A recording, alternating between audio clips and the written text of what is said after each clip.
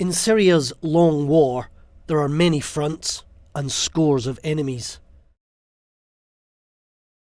This is the city of Al-Bab in northern Aleppo. Here, the victory belongs to the Free Syrian Army and the defeat to the so-called Islamic State. Everyone has a foreign backer here. For some, it's Russia or America. For Sultan Murad Division, it's Turkey. This is hallowed ground for the Islamic State.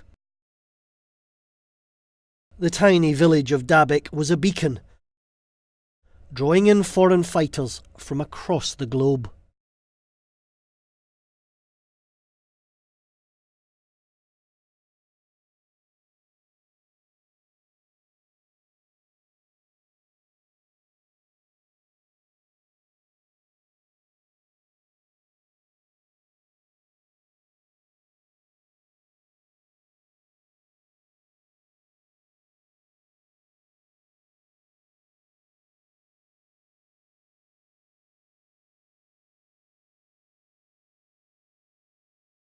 To the south of Al-Bab, the FSA face a different enemy, the Syrian regime. There's a wary truce on these front lines. The regime are only 150 metres away. And now that it's free from IS, the displaced from Aleppo and Raqqa are heading to the security these men offer. Airstrikes are no longer a threat, but the Islamic State's roadside bombs and booby traps are everywhere. Villages and towns here have been fought over by so many factions, it's hard to identify who bombed where. And for some, it's even a struggle to find what remains of the family home. In the battle against IS, this village changed hands more than half a dozen times.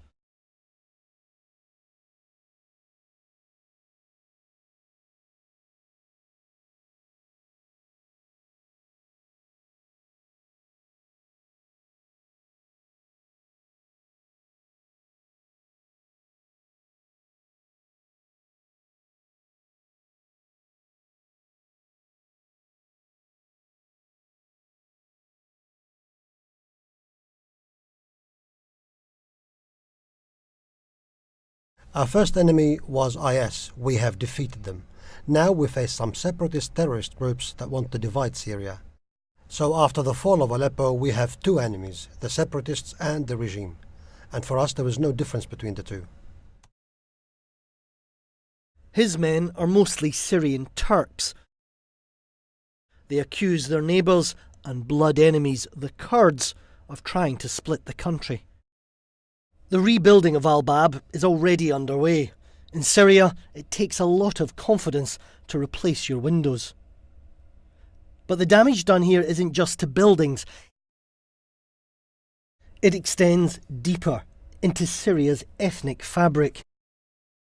Amid the ruins, this was an IS headquarters, you find reminders of the victims, the disappeared, the lost, and the dead. New and rich wells of hatred are being formed. Inside these four walls, Syria's hopelessness is revealed. When the jailer enters the cells, they must stand and face the wall.